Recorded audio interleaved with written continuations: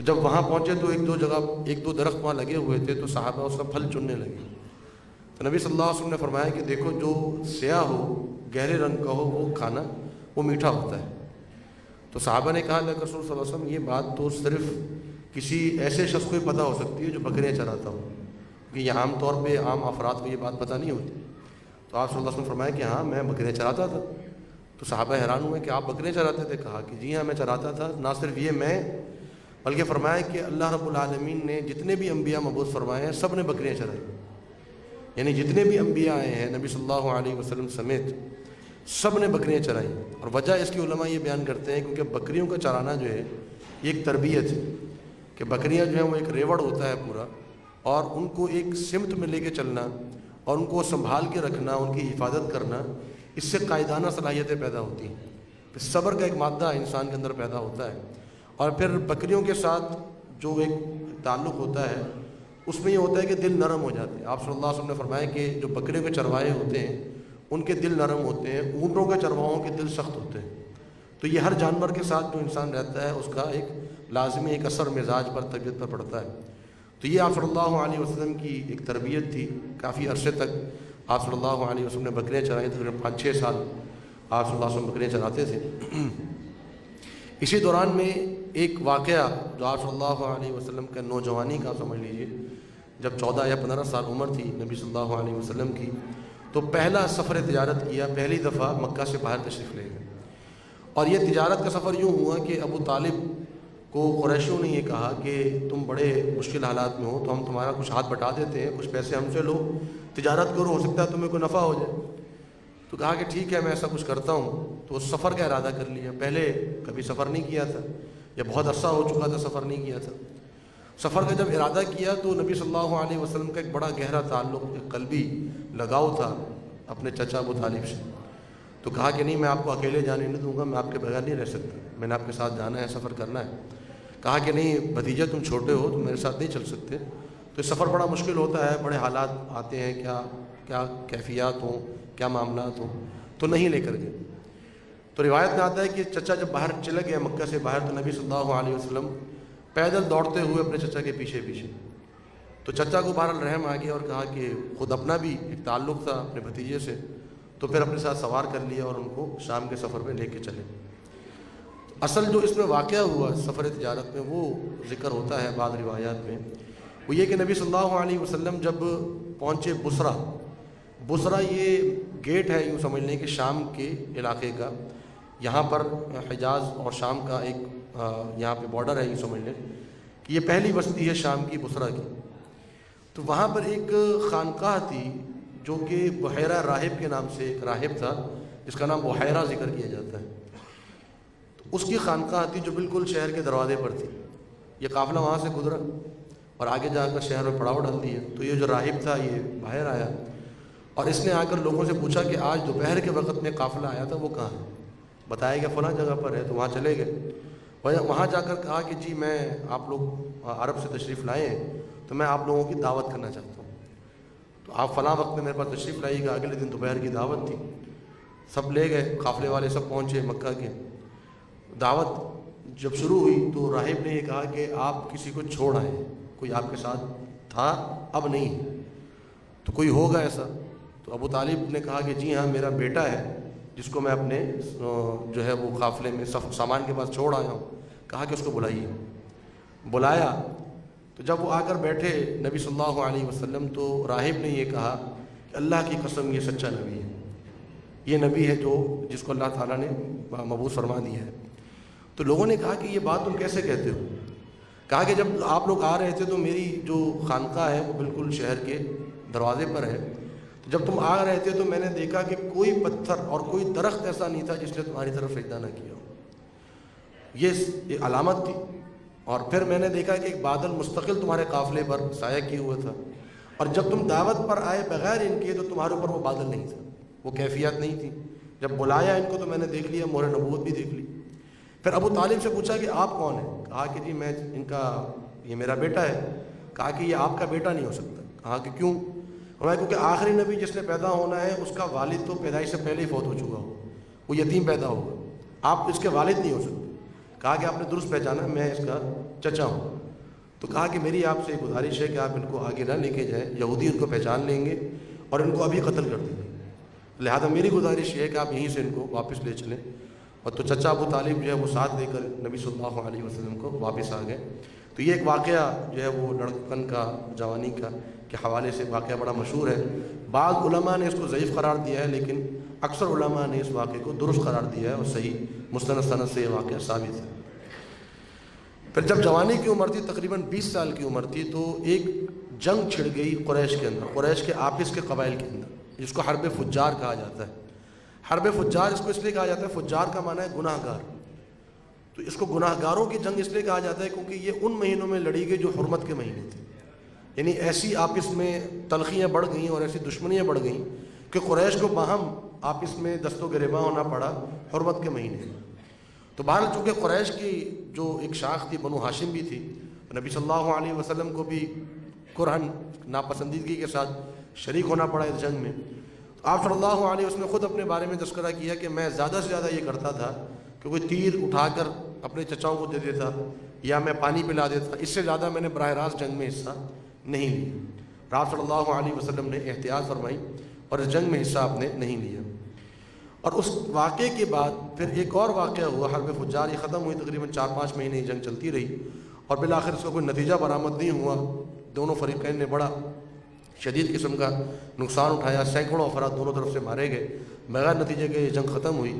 اس کے بعد جو عرب کے سنجیدہ لوگ تھے انہوں نے ایک مہم چلائی، اور وہ مہم یہ چلائی کہ ہمارے درمیان اب یہ خانہ جنگی کا سلسلہ بند ہو جانا چاہیے۔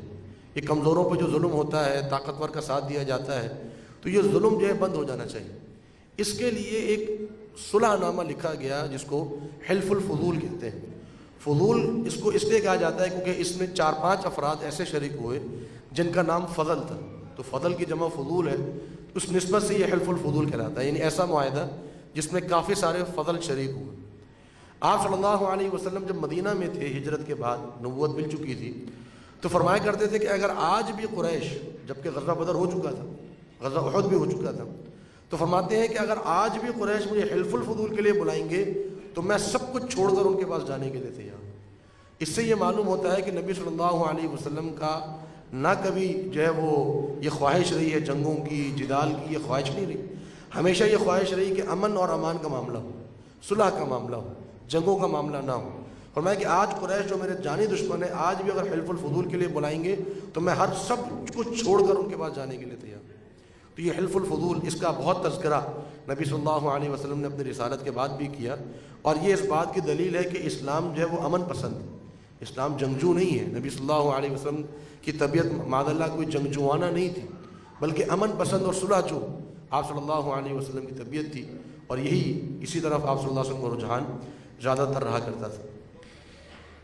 پھر آپ صلی اللہ علیہ وسلم جب کچھ آپ صلی اللہ علیہ وسلم کی عمر ہوئی تقریباً 22 یا 23 سال، تو آپ صلی اللہ علیہ وسلم نے خود تجارتی سفر شروع کی، اور آپ صلی اللہ علیہ وسلم کی تجارت کے بعد پھر لوگوں کے ہاں نبی صلی اللہ علیہ وسلم کا مقام بننا شروع ہوا۔ پھر لوگوں نے یہ پہچانا کہ نبی صلی اللہ علیہ وسلم صادق اور امین ہے۔ آپ صلی اللہ علیہ وسلم کی صداقت اور امانت جو ہے وہ ظاہر ہوئی کہاں پر؟ تجارت کے اندر۔ آج ہماری تجارت میں کیا ظاہر ہوتی ہے؟ تو نبی صلی اللہ علیہ وسلم کی صداقت اور امانت کا شہرہ جو ہوا وہ تجارت کے بعد شروع ہوا۔ حتیٰ کہ ایک صحابی، ان کا واقعہ ہے، وہ فرماتے ہیں کہ عکاظ کا ایک میلہ لگا ہوا تھا، جو منڈی لگا کرتی تھی عکاظ کی، مکہ کے قریب یہ جگہ ہے، تو فرماتے ہیں کہ میں وہاں چلا گیا، تو نبی صلی اللہ علیہ وسلم اپنا کچھ سامان بیچ رہے تھے، جب 23-24 سال کی عمر تھی، تجارت اس وقت کیا کرتے تھے۔ فرماتے ہیں کہ میں نے، عبید اللہ ان کا نام تھا جو صحابی ہیں، تو فرماتے ہیں کہ میں جو ہے وہ کچھ سامان خرید لیا نبی صلی اللہ علیہ وسلم سے، اور سامان خریدنے کے بعد میں نے یہ کہا کہ میرا ایک غلام ہے تو میں اس کو بلاتا ہوں، وہ آپ کے پاس سے سامان لے جائے گا۔ قیمت ادا کر دی، سامان نبی صلی اللہ علیہ وسلم کے پاس سے۔ فرماتے ہیں کہ میں گیا تو میں بھول گیا کہ میں نے نبی صلی اللہ علیہ وسلم سے سامان اٹھانا ہے۔ ایک دن گزر گیا، دوسرا دن، تیسرا دن میں اسی جگہ سے گزرا جہاں میں نبی صلی اللہ علیہ وسلم سے معاہدہ کیا تھا، دیکھا کہ آپ صلی اللہ علیہ وسلم سامان سمیت وہیں موجود، اور آپ صلی اللہ علیہ وسلم نے مجھے دیکھا اور کہا کہ صرف اتنا کہا کہ تم نے مجھے زحمت دی، اور پھر سامان جو ہے وہ ان کو اٹھوا دیا، اور جو ہے وہ اس سے آپ دیکھیے کہ آپ صلی اللہ علیہ وسلم نے 3 دن اس صحابی کا انتظار کیا، اور حالانکہ سامان بیچ چکے ہیں، سامان خود اپنے پاس موجود ہے، قیمت وصول ہو چکی ہے، لیکن نبی صلی اللہ علیہ وسلم 3 دن وہاں پر انتظار فرماتے ہیں۔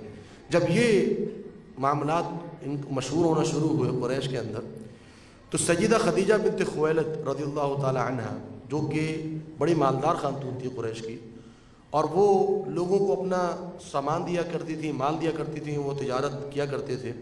جب معلوم ہوا کہ نبی صلی اللہ علیہ وسلم بڑے صادق اور امین ہیں، تو یہ سوچا کہ کیوں نہ میں نبی صلی اللہ علیہ وسلم سے تجارت کا معاملہ کروں۔ تو بلوایا اور ان سے بات کی کہ میں چاہتی ہوں کہ آپ میرا سامان جو ہے وہ شام لے کر جائیں اور تجارت کریں۔ نبی صلی اللہ علیہ وسلم نے فرمایا کہ ٹھیک ہے، میں تجارت کرتا ہوں۔ لے گئے سامان، اور ساتھ میں اپنا غلام جو تھا، میسرہ اس کا نام تھا، اس کو بھی ساتھ کر دیا کہ تم نے ساتھ جانا ہے، دیکھنا کہ کیا معاملہ کرتے ہیں۔ جب واپس آئے تو سیدہ خدیجہ رضی اللہ تعالیٰ عنہ فرماتی ہیں کہ مجھے اس سے کہیں زیادہ منافع دیا جو پہلے لوگوں نے دیا تھا، اور بہت زیادہ برکت ہوئی۔ تو انہوں نے اپنے غلام میسرہ سے پوچھا کہ معاملہ کیا ہے، کہ مطلب کیسے تم نے کیسا پایا؟ تو میسرہ فرماتے ہیں کہ میں نے ان کو دیکھا نبی صلی اللہ علیہ وسلم کو کہ یہ سامان آپ کا بھی ہوتا تھا، سامان اپنا بھی ہوتا تھا۔ جب کوئی گاہک آتا تو اپنا سامان بعد میں پیش کرتے، آپ کا سامان پہلے پیش کرتے کہ جی یہ سامان میرے پاس موجود ہے، اگر آپ کو یہ چاہیے تو یہ لے لیں، اور اگر اس کو سامان پسند نہ آتا تو پھر اپنا سامان دکھا۔ تو اس طریقے سے نبی صلی اللہ علیہ وسلم نے اپنی تجارت جو ہے وہ اس میں یہ معاملہ کیا۔ اسی طرح ایک اور صحابی جو کہ نبی صلی اللہ علیہ وسلم جن کے بارے میں کہا کرتے تھے کہ یہ میرا بہترین رفیق تجارت ہے، میرا پارٹنر ہے، تو وہ فرماتے ہیں کہ نبی صلی اللہ علیہ وسلم کو جب ہم مال دیا کرتے تھے تو آپ صلی اللہ علیہ وسلم جب تجارت کے لیے جاتے، یا جب ہم نبی صلی اللہ علیہ وسلم ہمیں مال دیا کرتے تھے اور ہم تجارت کے لیے جاتے، جب ہم واپس آتے تو نبی صلی اللہ علیہ وسلم ہمارے گھر تشریف لاتے، حال احوال پوچھتے کہ کیسی طبیعت ہے، سفر کیسا رہا، معاملات کیسے رہے، یہ پوچھتے۔ یہ نہ پوچھتے کہ تجارت کیسی ہوئی، نفع کتنا ہوا، یہ نہیں پوچھتے، اور اتنا پوچھ کے پھر چلے جاتے، جب تک کہ ہم خود نبی صلی اللہ علیہ وسلم کو وہ منافع تقسیم کرنے والی بات نہ کرتے، تجارت کی بات نہ کرتے۔ اور جب خود نبی صلی اللہ علیہ وسلم ہمارا مال لے کے جاتے تو آتے ہی سب سے پہلے ہمارے گھر خود تشریف لاتے، اور آتے ہی سب سے پہلے ہمارا مال ہمارے حوالے کرتے کہ جی یہ مال تھا، اتنی تجارت ہوئی، یہ نفع ہوا، یہ آپ کا حصہ ہے، یہ میرا حصہ ہے۔ اس قدر امانت داری کا معاملہ نبی صلی اللہ علیہ وسلم کا۔ جب سیدہ خدیجہ رضی اللہ تعالیٰ عنہ نے یہ معاملہ دیکھا تو انہوں نے پھر نبی صلی اللہ علیہ وسلم سے نکاح کی درخواست کی، اور نبی صلی اللہ علیہ وسلم کی عمر اس وقت 25 سال تھی، اور سیدہ خدیجہ رضی اللہ تعالیٰ عنہ کی عمر بعض روایت کے مطابق 36 سال اور بعض روایت کے مطابق 40 سال تھی، نبی صلی اللہ علیہ وسلم سے بڑی تھی۔ تو یہ آپ صلی اللہ علیہ وسلم کا پہلا نکاح تھا، اور نبی صلی اللہ علیہ وسلم 25 سال تک، یعنی جب نبی صلی اللہ علیہ وسلم 50 سال کے تھے اس وقت تک نبی صلی اللہ علیہ وسلم کا ایک ہی نکاح رہا۔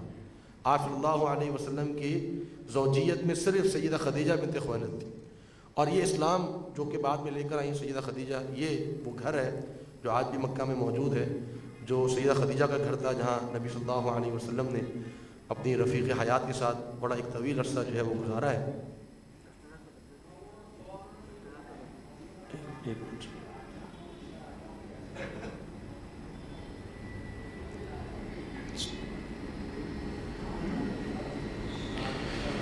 یہ وہ گھر ہے جہاں نبی صلی اللہ علیہ وسلم اپنی رفیق حیات سیدہ خدیجہ رضی اللہ تعالیٰ عنہ کے ساتھ رہے، اور 25 سال کا عرصہ نبی صلی اللہ علیہ وسلم نے صرف جو ہے وہ آپ کے نکاح میں زوجیت میں سیدہ خدیجہ ہی رہی تھی۔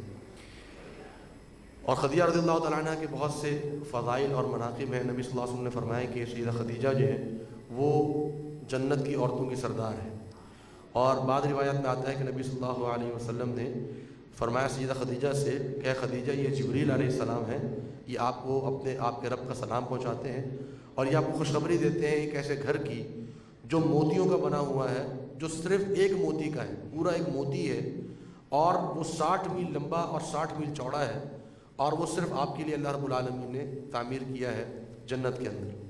تو یہ خدیجہ رضی اللہ تعالیٰ عنہ، اور ان کی کیا خدمات تھی انشاءاللہ وہ آگے چل کے ذکر ہوتی ہیں۔ نبی صلی اللہ علیہ وسلم کی اولاد جو تھی، اولاد مبارک، وہ بھی صرف سیدہ خدیجہ رضی اللہ تعالیٰ عنہ ہی سے ہے۔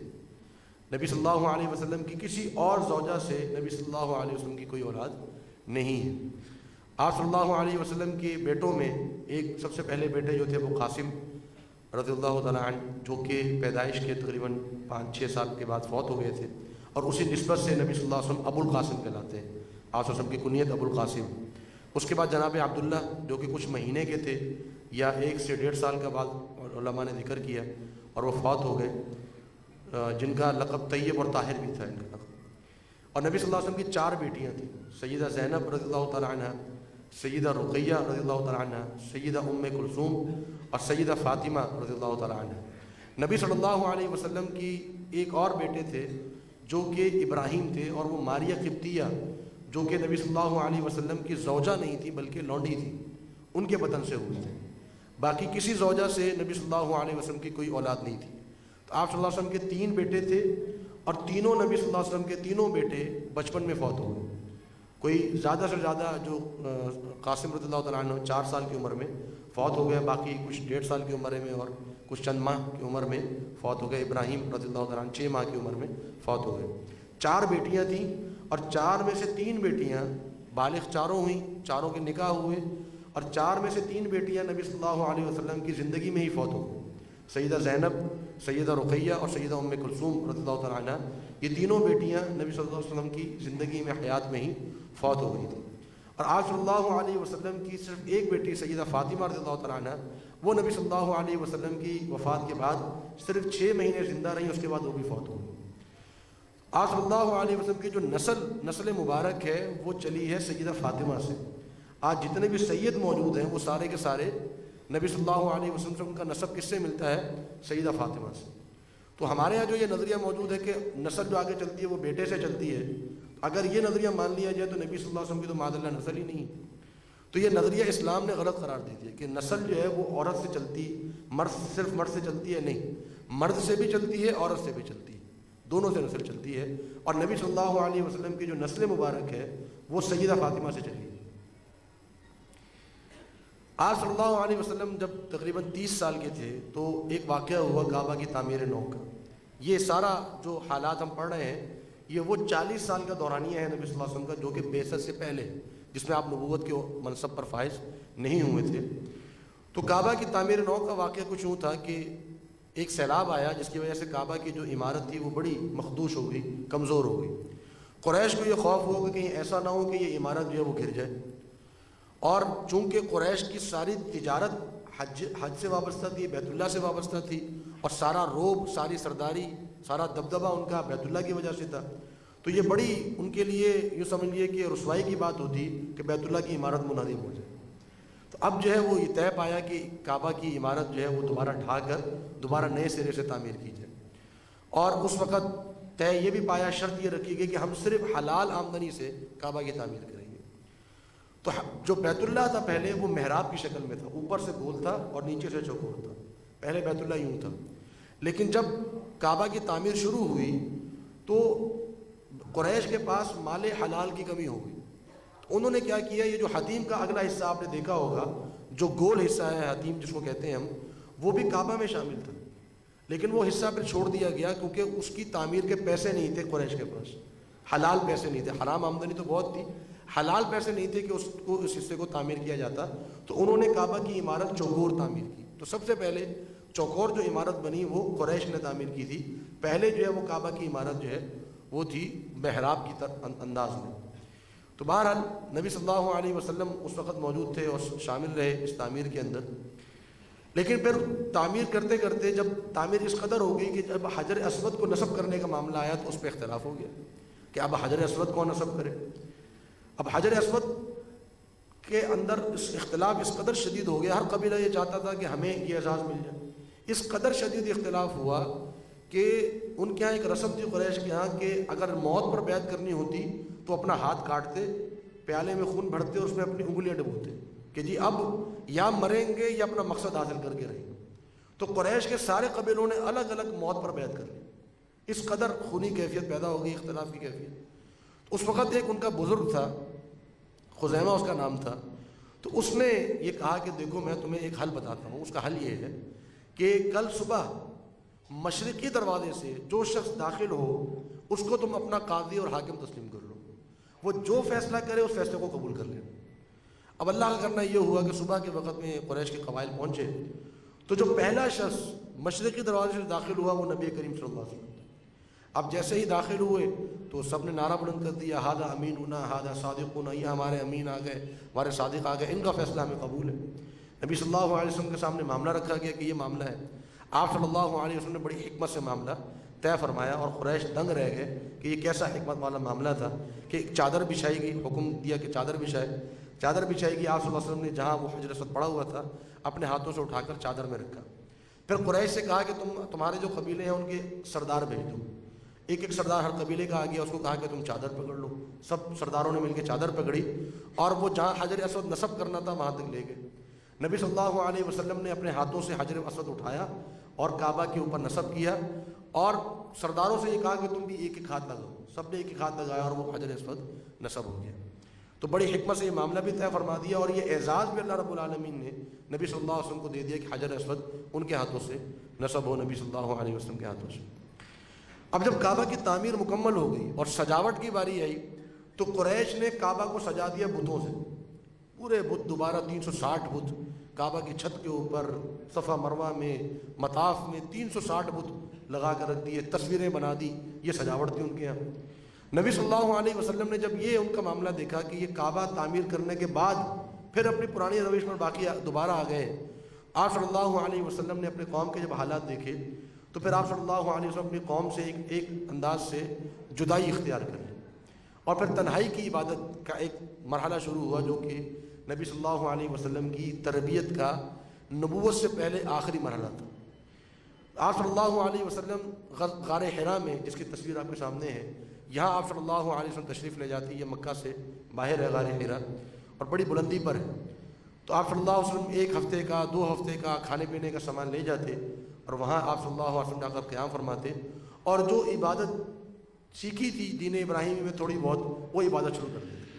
جو طریقے کا تھوڑے بہت نماز کے سیکھے تھے، چند چیزوں کے سیکھے تھے، اس طریقے سے عبادت کرتے اور زیادہ وقت اپنا غور و فکر میں گزارتے کہ میں کس طرح اپنی قوم کی اصلاح کر سکتا ہوں، ان کو توحید پر لا سکتا ہوں، شرک سے نکال سکتا ہوں، ان کے اندر جو فساد آ چکا ہے وہ کیسے ختم کر سکتا ہوں. تو 36 سال کی عمر سے لے کے 40 سال کی عمر تک یہ 4 سال کا عرصہ نبی صلی اللہ علیہ وسلم نے تنہائی کی عبادت میں گزارا. سیدہ خدیجہ رضی اللہ تعالیٰ عنہ نے اپنے شوہر کا بھرپور ساتھ دیا. کبھی یہ نہیں کہا کہ آپ کیا یہ 2 ہفتے کے لیے چلے جاتے ہیں، مہینے کے لیے چلے جاتے ہیں. جب بھی آتے واپس 1-2 دن ٹھہرتے.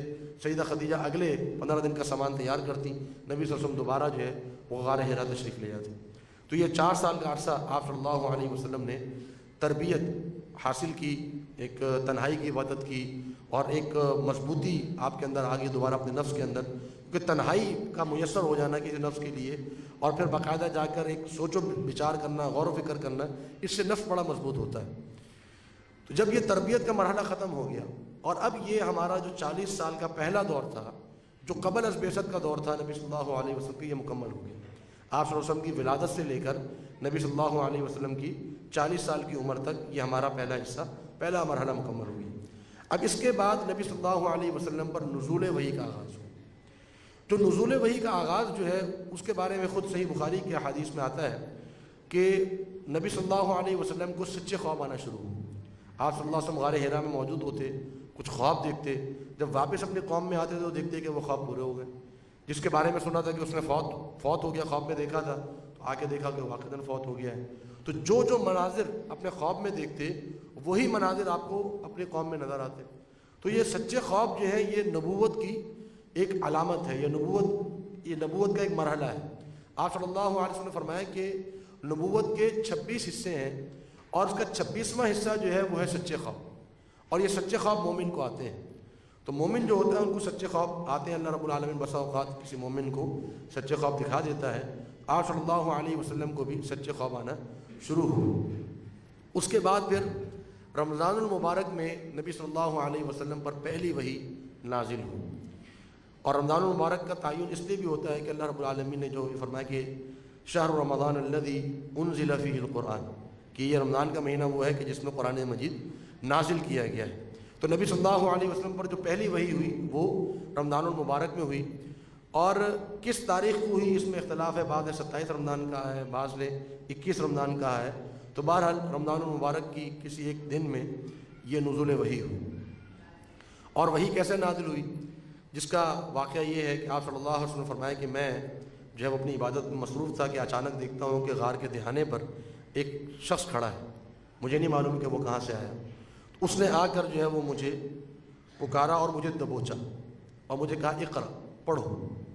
تو نبی صلی اللہ علیہ وسلم نے فرمایا کہ میں تو نہیں پڑھ سکتا، ما انا بقاری، میں تو نہیں پڑھ سکتا. تو اس نے زور سے مجھے دبوچا یہاں تک کہ میری سانسیں رکنا شروع ہو. پھر مجھے چھوڑا اور کہا اقرا، پڑھو. تو فرماتے ہیں کہ میں نے پھر کہا کہ ما انا بقاری، میں نہیں پڑھ سکتا. اس نے پھر مجھے دبوچا اور زور سے دبوچا حتیٰ کہ میری سانسیں رکنا شروع ہو گئی. پھر مجھے چھوڑ دی اور کہا اقرا، تم پڑھو. میں نے پھر کہا ما انا بقاری. پھر اس نے زور سے دبوچا اور پھر چھوڑا. اور پھر یہ آیات نازل ہوئیں کہ اقرا بسم ربک الذی خلق خلق الانسان من علق اقرا وربک الاکرم الذی علم بالقلم علم الانسان ما لم یعلم.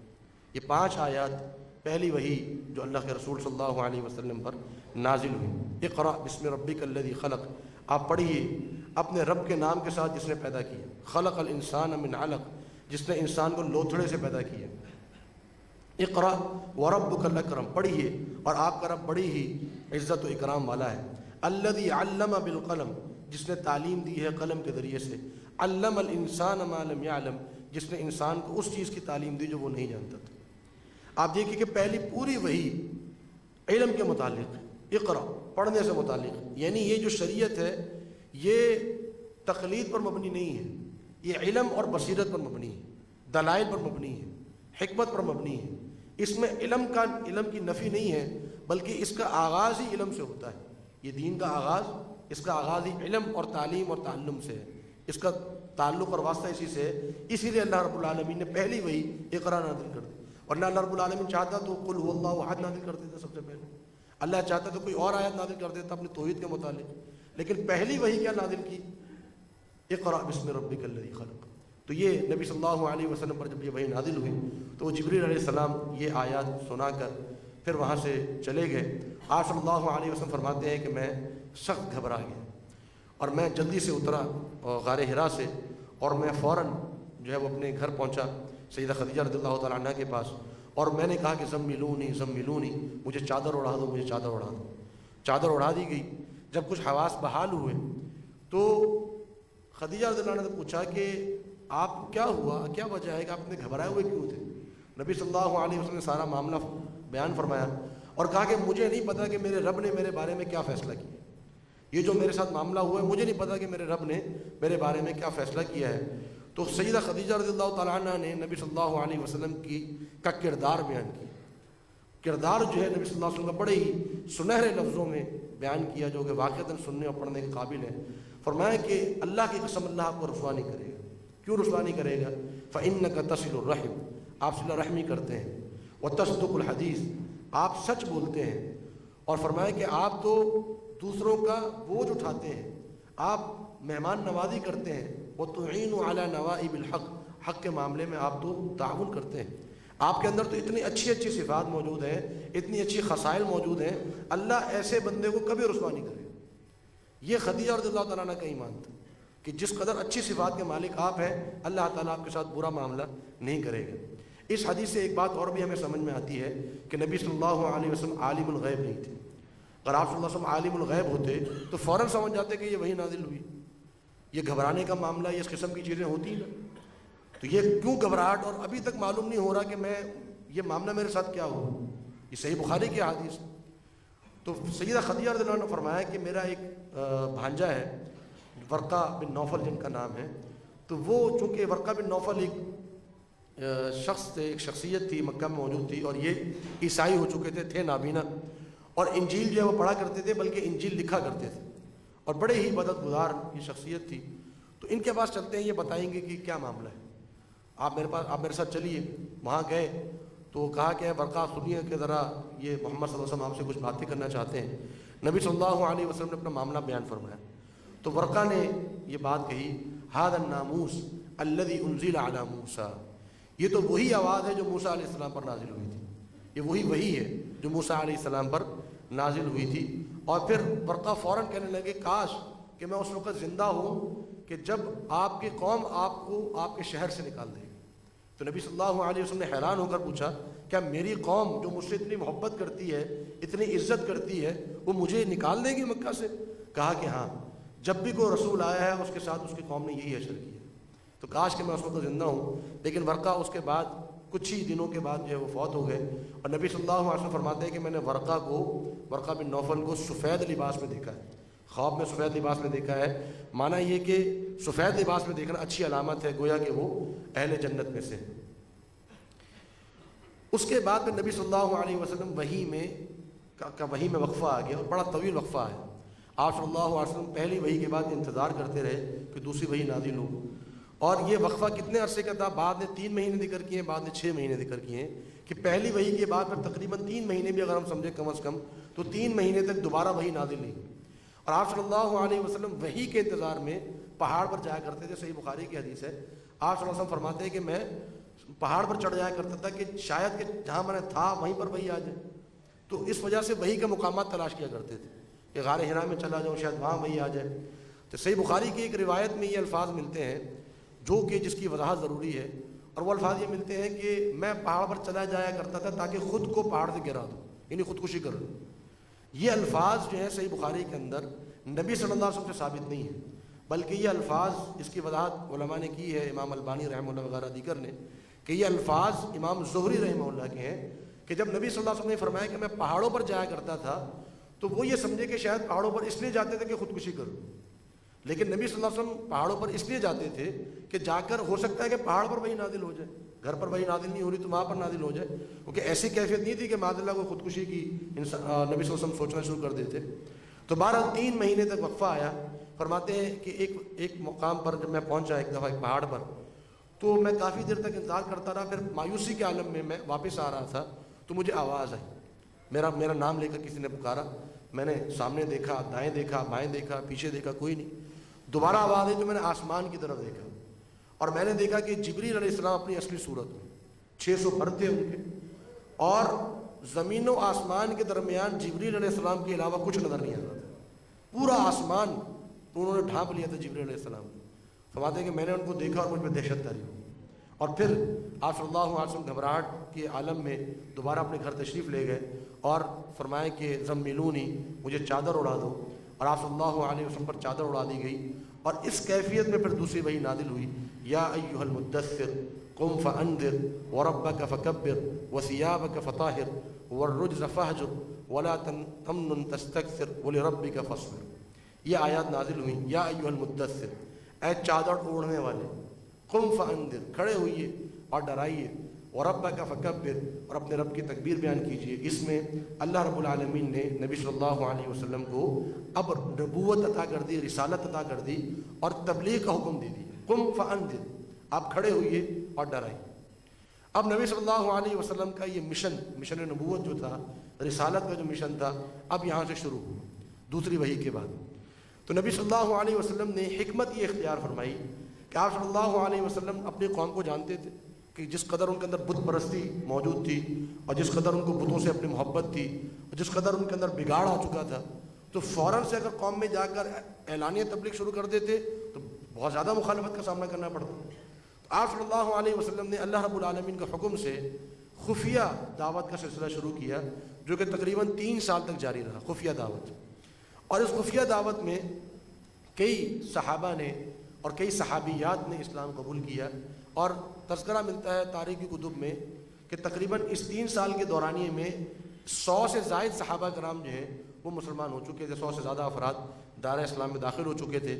صحابیات میں جن کا نام ملتا ہے, جو معروف صحابیات ہیں, ان میں خدیجہ رضی اللہ تعالیٰ عنہ, اس طرح نبی صلی اللہ علیہ وسلم کی جو بیٹیاں تھیں, اور اسماء بنت ابو بکر صدیقہ دونوں کی بیٹی تھی سمیہ, اور جو کہ عمار بن یاسر کی والدہ ہیں, فاطمہ بنت خطاب, عمر بن خطاب دونوں کی بہن ہیں, ایمن جو کہ نبی صلی اللہ علیہ وسلم کی آیا تھیں, زنیرہ یہ ایک لونڈی تھی, اسماء بنت عمیس یہ بھی ایک صحابیہ تھیں. تو یہ معروف صحابیات جن کا تذکرہ ملتا ہے جنہوں نے شروع میں اسلام قبول کیا. صحابہ میں جو نام ملتے ہیں ان میں ابو بکر صدیق رضی اللہ تعالیٰ عنہ, سیدنا علی بن ابی طالب, زید بن حارثہ, اور یہ اوائل اسلام میں سے, سابقین الاولین میں سے. نبی صلی اللہ علیہ وسلم پر خواتین میں سب سے پہلے اسلام لانے والی خاتون ہیں سیدہ خدیجہ رضی اللہ تعالیٰ عنہ, اور مردوں میں سب سے پہلے اسلام لانے والے ہیں سیدنا ابو بکر صدیق رضی اللہ تعالیٰ عنہ, اور بچوں میں سب سے پہلے اسلام لانے والے ہیں سیدنا علی بن ابی طالب, اور غلاموں میں سب سے پہلے اسلام لانے والے ہیں زید بن حارثہ. تو یہ افراد ہیں. آپ صلی اللہ علیہ وسلم فرماتے ہیں کہ ایک وقت ایسا تھا کہ جب میرے ساتھ ایک عورت ایک مرد، ایک بچہ اور ایک غلام تھا. یہ ابتدا میں میری یہ ابتدا تھی. اس کے بعد پھر ابو بکر صدیق رضی اللہ تعالیٰ عنہ بڑے میل جول والے تھے، ان کی بیٹھک لگا کرتی تھی. تو نبی صلی اللہ علیہ وسلم فرماتے ہیں کہ میں نے جس پر بھی اسلام پیش کیا وہ اسلام قبول کرنے میں ہچکچایا، یعنی تھوڑا تذبذب کیا، فوراً اسلام قبول نہیں کیا سوائے ابو بکر کے. میں نے یہاں اسلام پیش کیا، وہاں اس نے کلمہ پڑھ لیا، فوراً اس نے اسلام قبول کر لیا. ابو بکر صدیق رضی اللہ عنہ کے علاوہ سب ہچکچائے تھے شروع میں، بعد میں سب نے اسلام قبول کیا، لیکن ابو بکر صدیق نے ہلکی سی بھی ان کو ہچکچاہٹ اس معاملے میں نہیں ہوئی. اور پھر ابو بکر صدیق رضی اللہ عنہ نے اپنا مشن بنا لیا اسلام کی دعوت پہنچانے کا. بیٹھک تھی، میل جول تھے، بہت زیادہ لوگ آ کے ملتے تھے، بڑے امیر کبیر تھے ابو بکر صدیق، بڑے مالدار تھے. تو لوگ آ کر ملتے تھے تو ان پر اسلام پیش کرتے تھے، اور انہی کی دعوت سے عثمان بن عفان، عبد الرحمن بن عوف، سعد بن ابی وقاص، ارقم بن ارقم، یہ صحابی بھی مسلمان ہوئے. عشرہ مبشرہ میں سے 7 صحابی، عشرہ مبشرہ وہ 10 صحابہ ہیں جو کہ جن کو دنیا میں جنت کی بشارت مل چکی ہے. ان میں سے 7 صحابہ ابو بکر صدیق رضی اللہ تعالیٰ عنہ کی دعوت پر اسلام قبول کیا. اسی طرح پھر عبداللہ بن مسعود رضی اللہ تعالیٰ عنہ، یہ مکہ سے باہر کے افراد میں سے تھے. ابو ذر غفاری رضی اللہ تعالیٰ عنہ، یہ بھی مکہ سے باہر تھے. ان کو کچھ سنگن ملی کہ مکہ میں کوئی دعوت چل رہی ہے کوئی نئے نبی کے حوالے سے. یہ بھی ان افراد میں سے تھے جو شرک نہیں کیا کرتے تھے. انہوں نے بھی فوراً اسلام قبول کر لیا. تو بہرحال خفیہ دعوت جو 3 سال تک چلتی رہی، اس میں ان صحابہ نے اور صحابیات نے اسلام قبول کیا. اس کے بعد پھر اللہ رب العالمین نے آیت نازل فرمائی کہ وَأَنذِرْ عَشِيرَتَكَ الْأَقْرَبِينَ. اے نبی صلی اللہ علیہ وسلم، اب آپ اعلانیہ دعوت شروع کیجئے اپنے رشتہ داروں سے. سب سے پہلے اپنے رشتہ داروں کو دعوت دیجیے. تو آپ صلی اللہ علیہ وسلم نے دعوت کے لیے جو دعوت پہنچانی تھی ان کو، اسلام کی دعوت پہنچانے کے لیے آپ صلی اللہ علیہ وسلم نے اپنے گھر پہ کھانے کی دعوت رکھی. علی بن ابی طالب رضی اللہ عنہ کو تیار کیا اور کہا کہ ہم نے کھانے کی دعوت کرنی ہے اور ہم نے رشتہ داروں کو بلانا ہے اور ان کے سامنے ہم اسلام پیش کریں گے. نبی صلی اللہ علیہ وسلم نے بلایا اپنے رشتہ داروں کو، اپنے چچاؤں کو بلایا، اپنی پھوپھیوں کو بلایا، اپنے کزن کو بلایا، سب جمع ہوئے، کھانا کھایا گیا. کھانا کھانے کے بعد نبی صلی اللہ علیہ وسلم کھڑے ہوئے اور فرمایا کہ میں آپ سے چند باتیں کہنا چاہتا ہوں. اس موقع پر ابو لہب موجود تھا، اور اس ابو لہب کو کچھ سنگن مل چکی تھی کہ نبی صلی اللہ علیہ وسلم کا کچھ معاملہ چل رہا ہے اور کچھ ایسی باتیں کہہ رہے ہیں جو بتوں کے خلاف. تو ابو لہب نے فوراً سے بات اچک لی اور کہا اے محمد صلی اللہ علیہ وسلم، دیکھو میری بات سنو، اگر تم نے کوئی ایسی بات کرنی ہے کہ تم اپنے قبیلے کا ستیہ ناش کر دو تو پھر اس سے بہتر ہے کہ تم بات نہ کرو. ایسی بات نہ کرنا کہ جس سے تمہارا قبیلہ کے بڑے بڑے دشمن بن جائے اور خواہ مخواہ کہ ہمیں دشمنیاں مول لینی پڑے. ایسی بات نہیں کرنا، اس کے علاوہ کوئی بات ہے تو کر لو. تو نبی صلی اللہ علیہ وسلم نے دیکھا کہ اب ماحول مناسب نہیں ہے، تو لہٰذا آپ صلی اللہ علیہ وسلم نے اس موقع پر دعوت نہیں دی. پھر دوبارہ کھانے پر بلایا، کچھ عرصے کے بعد، 1 آدھ ہفتے یا مہینے کے بعد دوبارہ کھانے پر بلایا، اور کھانے کے فوراً بعد آپ صلی اللہ علیہ وسلم نے ابو لہب کو موقع نہ دیا اور فوراً سے اپنی دعوت رکھ دی اور کہا کہ میرے اپنے رشتہ داروں کو مخاطب کیا اور کہا اے بنو ہاشم، میں تمہارے پاس ایسی دعوت لے کر آیا ہوں کہ ایسی دعوت کسی خاندان کا کوئی نوجوان اتنی بہترین دعوت اپنے خاندان کے پاس نہیں لایا ہوں. میں یہ دعوت لے کر آیا ہوں کہ تم لا الہ الا اللہ محمد رسول اللہ پڑھ دو، تم کلمہ پڑھ لو، شرک سے توبہ طائب ہو جاؤ، تم دنیا اور آخرت میں سردار بن جاؤ گے. اس موقع پر ابو لہب تو اس وقت اس نے انکار کر دیا، اور بھی بہت سے چچاؤں نے انکار کر دیا. ابو طالب نے کہا کہ مجھے آپ کی بات بڑی پسند آئی ہے لیکن میں قبول نہیں کروں گا، ہاں آپ کی حمایت میں ضرور کروں گا، دفاع آپ کا میں ضرور کروں گا. اس موقع پر زیادہ کوئی اسلام لانے والے نہیں تھے. علی بن ابی طالب رضی اللہ عنہ جو کہ پہلے مسلمان ہو چکے تھے، انہوں نے اپنی اسلام کا اظہار اس موقع پر کر دیا کہ میں آپ کے ساتھ ہوں اور میں مسلمان ہوں. اور ایک آدھ پھپھی کے حوالے سے بھی تذکرہ ملتا ہے کہ شاید انہوں نے بھی اس موقع پر اسلام قبول کیا. باہر کے بہت اچھا نبی صلی اللہ علیہ وسلم کو اپنی خاندان کی طرف سے کوئی اچھا جو ہے وہ تاثر نہیں دیا. اس کے بعد پھر آیت نازل ہوئی سورہ کے اندر کہ فاصدع بما تؤمر واعرض عن المشرکین. فاصدع بما تؤمر، کہ جو آپ کو حکم دیا جا رہا ہے آپ اس کو پھیلا دیجیے، اب اس کو علی اعلان آپ اس کی جو ہے وہ لوگوں کے سامنے اس کو پیش کر دیں. کیونکہ اب ایک ماحول بن چکا تھا، صحابہ ساتھ تھے، ایک بنیاد بن چکی تھی، لوگ ساتھ تھے. اب اگر کوئی مخالفت بھی کرتا تو دفاع کرنے والے موجود تھے. تو لہذا نبی صلی اللہ علیہ وسلم اگلے دن کوہ صفا پر آپ صلی اللہ علیہ وسلم تشریف لے گئے اور قریش کو مخاطب کیا، سب کو بلایا اور فرمایا وا صباحا. وا صباحا کا جو لفظ ہے یہ عرب کے اندر استعمال کیا جاتا تھا جب لوگوں کو جمع کرنا ہوتا تھا اور کوئی بری خبر یا کوئی اہم خبر ان کو دینی ہوتی تھی. تو وا صباحا کا جب نبی صلی اللہ علیہ وسلم نے اعلان کیا تو سارے لوگ جمع ہو گئے. کہ نبی صلی اللہ علیہ وسلم کی شخصیت ایسی تھی کہ کوئی اہم بات واقعتاً ہونے والی. جب جمع ہو گئے تو نبی صلی اللہ علیہ وسلم نے فرمایا کہ اے لوگوں مجھے یہ بتاؤ، اگر میں تم سے یہ کہوں کہ پہاڑ کے پیچھے ایک لشکر ہے جو تم پر حملہ آور ہونے والا ہے، میری بات کا یقین کرو گے؟ کہا کہ جی ہاں ہم یقین کریں گے، آپ امین اور صادق ہیں. تو نبی صلی اللہ علیہ وسلم فرمایا کہ سن لو، قولوا لا الہ الا اللہ تفلحون، کہ تم لا الہ الا اللہ کہہ دو تم فلاح پا جاؤ. یہ بات تم کہہ دو اور شرک سے توبہ طائب ہو جاؤ، توحید پر قائم ہو جاؤ، تم فلاح پا جاؤ گے. تو ابراہیم ابو لہب نے ہاتھ میں مٹی اٹھائی اور نبی صلی اللہ علیہ وسلم کے چہرے کی طرف پھینکی اور کہا کہ اے محمد صلی اللہ علیہ وسلم، تو نے ہمارا دن غارت کر دیا، برباد کر دیا، اس کے لیے تو نے جمع کیا تھا ہمیں. تیرے ہاتھ ٹوٹے اور یہ کہہ کر وہ وہاں سے چل دیا اور لوگوں کو بھی کہا کہ چلو چلو یہ بیکار کی باتیں ہیں، ان کو چھوڑ دو. اس کے بعد پھر اللہ رب العالمین نے سورہ ابی لہب نازل فرمائی، تبت یدا ابی لہب وتب، کہ ابو لہب کے دونوں ہاتھ ٹوٹ جائیں. ما اغنى عنہ مالہ وما کسب، کہ اس کا مال اور جو کچھ اس نے کمایا ہے اس کو کوئی فائدہ نہیں دے گا. سیصلی نارا ذات لہب، اور وہ ایک ایسی آگ میں داخل ہوگا جو انگاروں والی آگ ہوگی. ابو لہب جو ہے یہ اصل میں اس کا نام نہیں تھا، اس کا نام ولید تھا. ابو لہب جو ہے اصل میں اس کا لقب تھا، اور لہب کہتے ہیں جو سرخ انگارے ہوتے ہیں.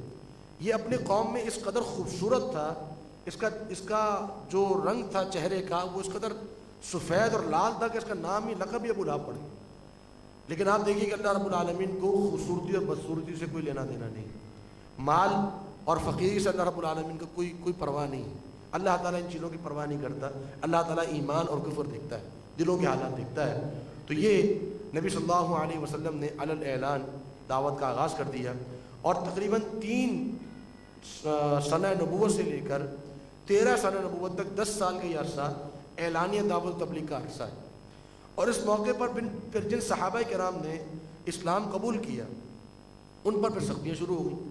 قریش نے مرحلہ وار سختیوں کا آغاز کیا. پہلے قریش نے سب سے پہلے لاپرواہی کا اظہار کیا کہ ہمیں پرواہ نہیں ہے، آپ جو مرضی کرتے رہے، ہمیں آپ کی دعوت کی کوئی پرواہ نہیں.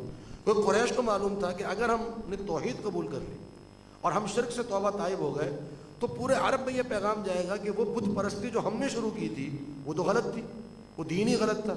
تو ایسا نہ ہو کہ ہمارے کاروبار ٹھپ ہو جائے، ہمارے کاروبار بند ہو جائیں، ہماری دکانیں بند ہو جائیں.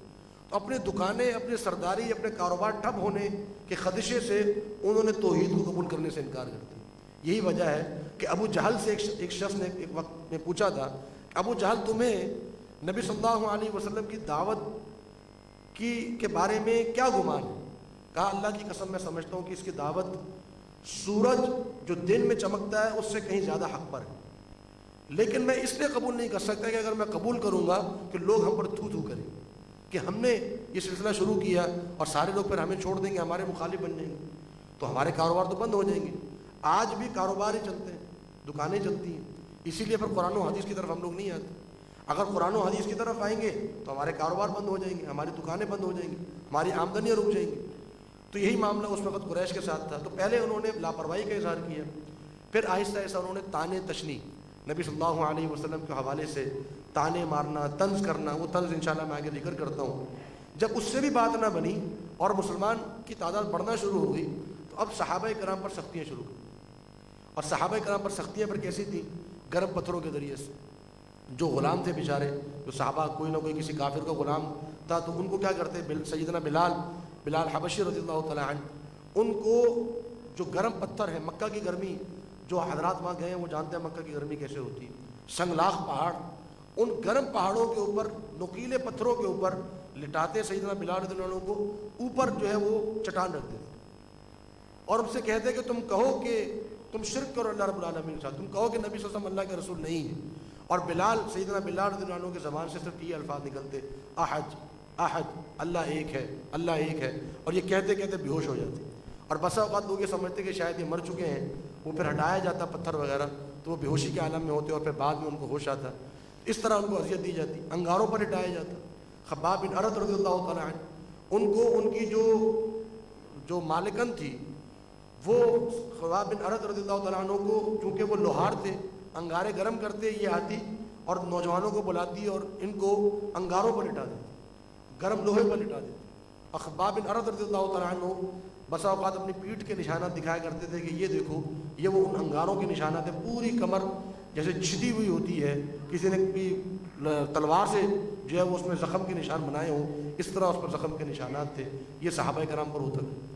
پھر اوباش نوجوانوں کے ہاتھوں اذیت، گلے میں رسی ڈالتے اور نوجوانوں کو سپرد کر دیتے، وہ گھسیٹتے پھرتے بازاروں میں، گلیوں میں، پہاڑوں پہ، اور گھسیٹتے پھرتے صحابہ کرام کو، یہ ایک اذیت۔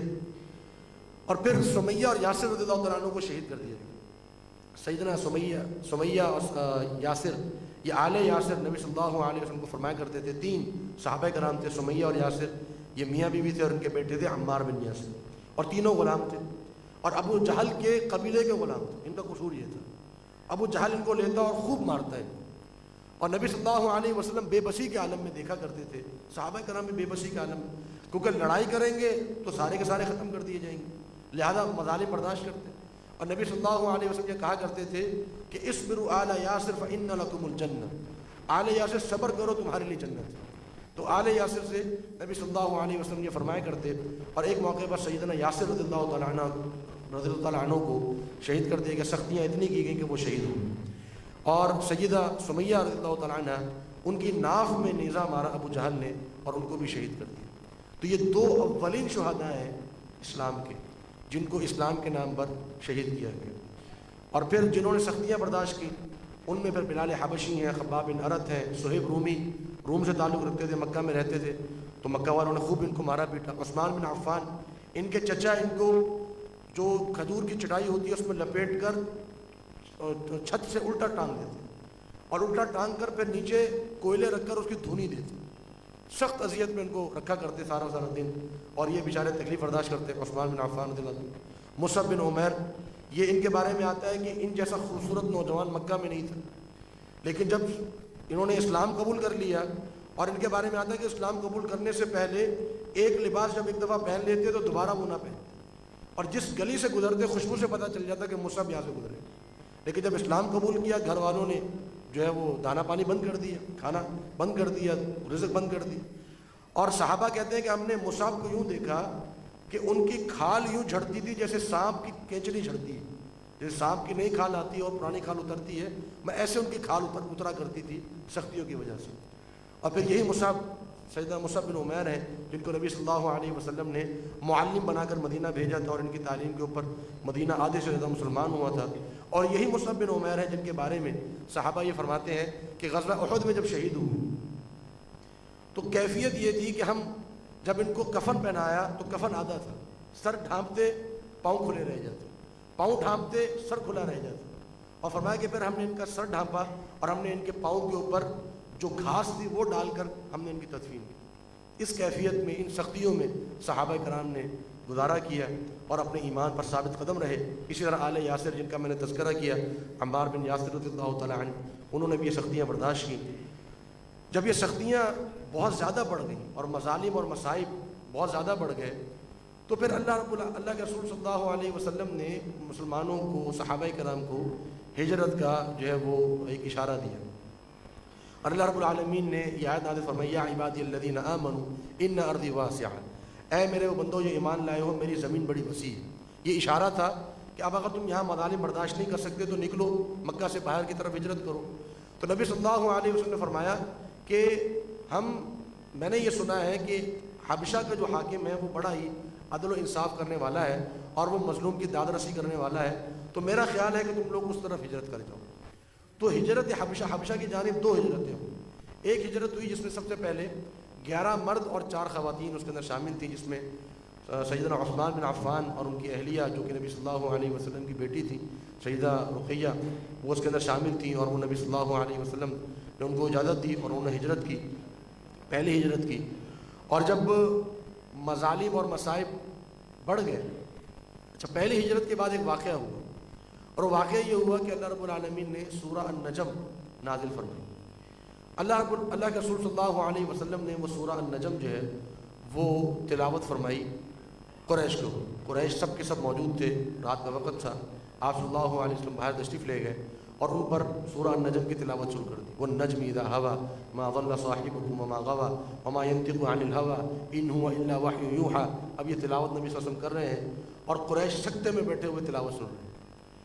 حتیٰ کہ جب اللہ کے رسول صلی اللہ علیہ وسلم نے آخری آیت پڑھی فَاسْجُدُوا لِلَّهِ وَاعْبُدُوا، جب یہ آیت پڑھی تو نبی صلی اللہ علیہ وسلم نے سجدہ کیا اور سارے کے سارے قریش سجدے میں گئے.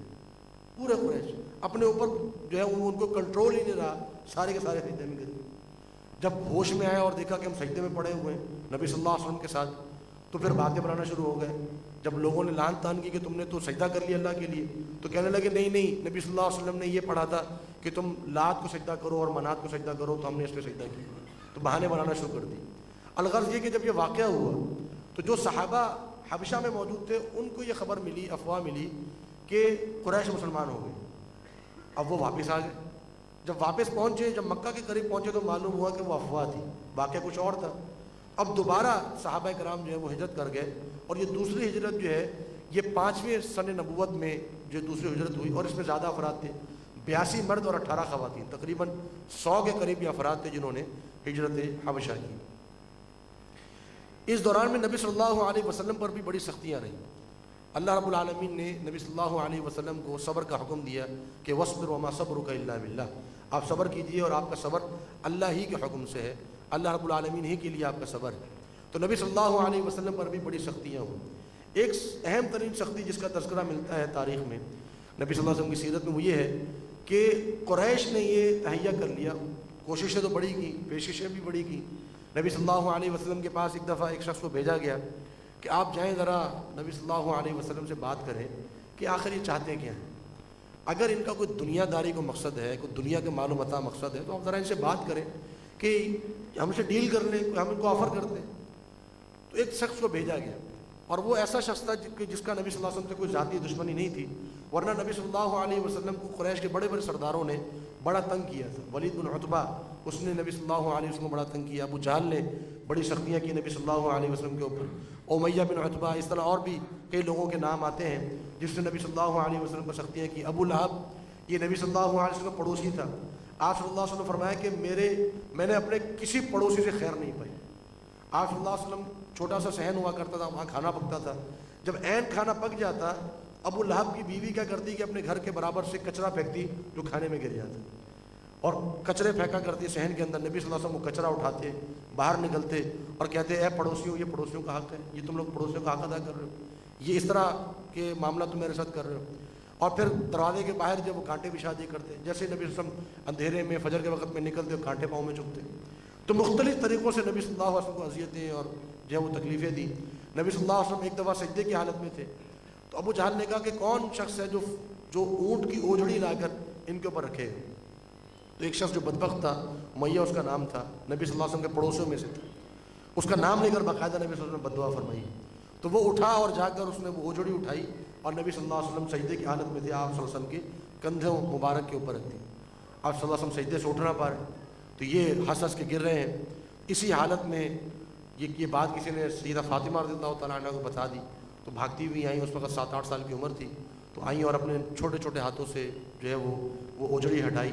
نبی صلی اللہ علیہ وسلم نے اپنی نماز پوری کی، اور نماز پوری کر کے آپ صلی اللہ علیہ وسلم نے دعا فرمائی، اللہم علیک بہشام، اللہم علیک بولید بن عتبہ، اللہم علیک بفلان. 6-7 افراد کا نام لیے کہ اللہ تو فلاں کو پکڑ لے، فلاں کو پکڑ لے، فلاں کو پکڑ لے. تو یہ افراد گھبرا گئے، کبھی ہمارے خلاف بددعا ہو گئی. عبداللہ بن مسعود رضی اللہ عنہ فرماتے ہیں کہ جن 7 افراد کے خلاف نبی صلی اللہ علیہ وسلم نے بددعا فرمائی تھی، ان 7 کو میں نے غزوہ بدر کے دن جس کنویں میں نبی صلی اللہ علیہ وسلم نے مشرکین کو پھینکا تھا، اس میں نے ان 7 کو دیکھا تھا. کہ اللہ کے رسول صلی اللہ علیہ وسلم کی دعا کب قبول ہوئی؟ 8-9 سال کے بعد.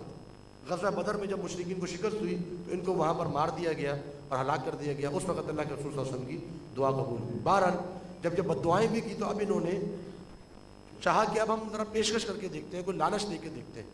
ایک شخص کو بھیجا گیا، اس نے آ کر نبی صلی اللہ علیہ وسلم سے ڈیل کرنا شروع کی کہ آپ مجھے یہ بتائیں آپ کیا چاہتے ہیں.